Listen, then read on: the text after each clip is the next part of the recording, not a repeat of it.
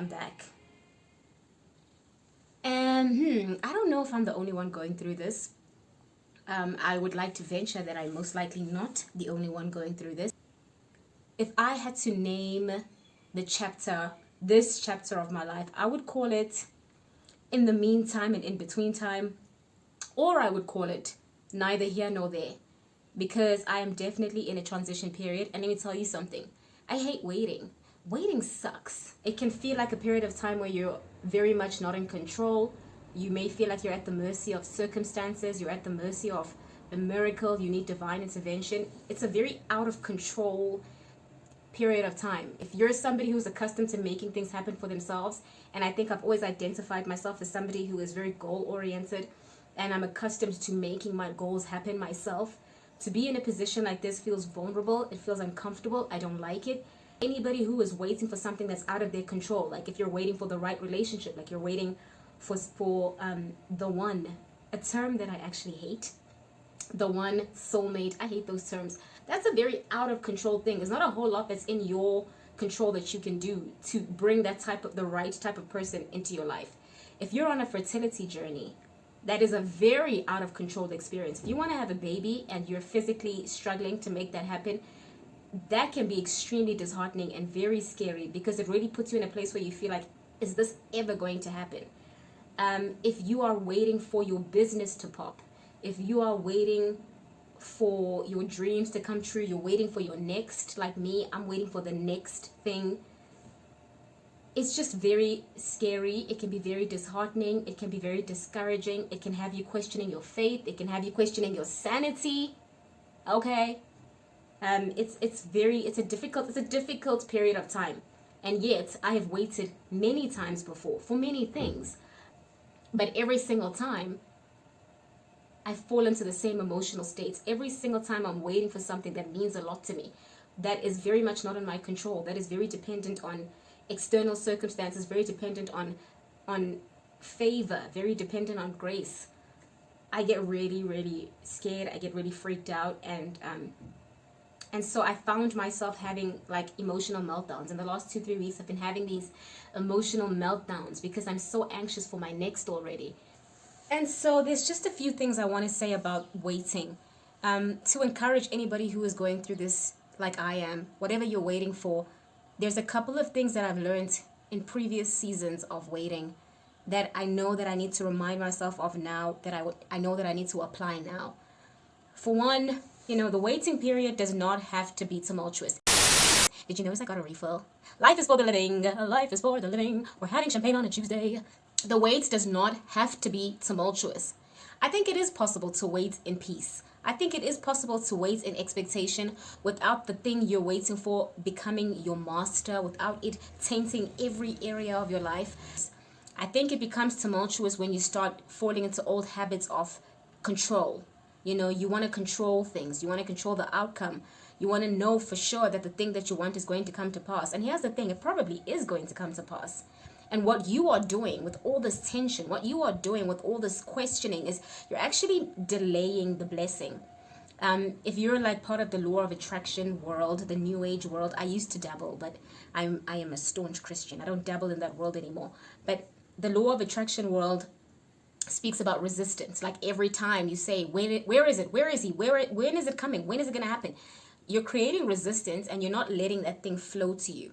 In Christianity, it's straight up called doubt. You are doubting God. You are doubting his promises. You are doubting that he is going to do what he said he was going to do. You are doubting that he is faithful. Something that I really know is very important as part of the waiting process is surrender, which is a very difficult thing to do if you're a control freak. We want to have control over things so badly that we forget that in order for the blessing to come, we have to surrender. We have to lay down our heart's desire. It cannot become an idol. It cannot become your master. It cannot be the thing that dictates whether you're happy or whether you're sad. And surrendering really aided me was in 2016. I had just come back from the UK. I had done my 6 months. I had no job. I had no prospects. I had nothing in the pipeline. I came back to South Africa. I was unemployed for 4 months. I wanted to work at an investment bank. I was very specific about the fact that I wanted to work at an investment bank, and there were no investment banking opportunities coming up. None. I was getting job specs for like finance manager at a manufacturing company, finance manager at a pharmaceutical company. And I was like, no, no, no. I want to work at an investment bank. And I was so rigid about it. And for 4 months, nothing, silence. And eventually I said to God, you know what? It's fine. If I'm supposed to be a finance manager or an assistant finance manager at a pharmaceutical company, it's fine. It's fine. If that's where you want me, then okay. You know, I just surrendered it. I just said, you know what, God, it's fine. Put me where you want me. It's fine. As soon as I said that, I kid you not, the very next day, I got an email in my Gmail account saying, hey, the investment bank that I was eyeing emailed me saying, would love to interview you. And literally, it took 10 days and 2 interviews for me to get a job offer from that investment bank after 4 months of pure silence. And it only happened after I surrendered. Another story of surrender. I mean, I was single from 2013 to like 2020, pretty much. You know, I was single all of 2013, all of 2014, most of 2015, most of 2016, all of 2017, all of 2018, all of 2019, and most of 2020. And in all that singleness, in all those years of waiting, I got really exhausted and really disheartened by the entire dating process. And by the time I got to November of 2019, I decided I wasn't going to date anymore. I was sick and tired of it. I didn't like it. I decided this is how my life is going to be.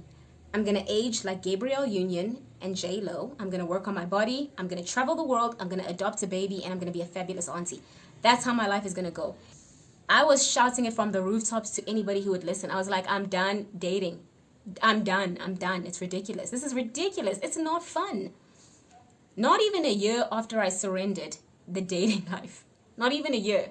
I found myself in a relationship where I honestly feel like, oh, this is what reciprocation looks like. Like, this is what it looks like when somebody reciprocates time and effort and emotions. That's incredible. At the age of 31, I'm experiencing reciprocation on multiple levels for the first time in my life, only after I surrendered.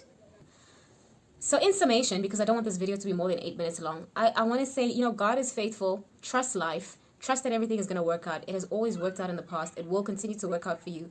I'm counseling myself. But, you know, this isn't the end of like being in a transition period. There are many more transition periods to come. And there's no space for fear. There is no space for anxiety. It just takes away the joy of life. It makes you miss the things that are happening in the present moment because you're just too busy focused on the future. God is faithful. We're all going to be okay. We're going to be more than okay. And if you are in a waiting period like me, be strong, hold on. And again, you will live to tell the tale of how you waited. You were resilient in the midst of trials, in the midst of disappointment, and you came out on the other side. And somebody's going to need to hear that, and you're going to be the person to encourage them. So be strong. Be strong. I don't know why I did that, but yeah.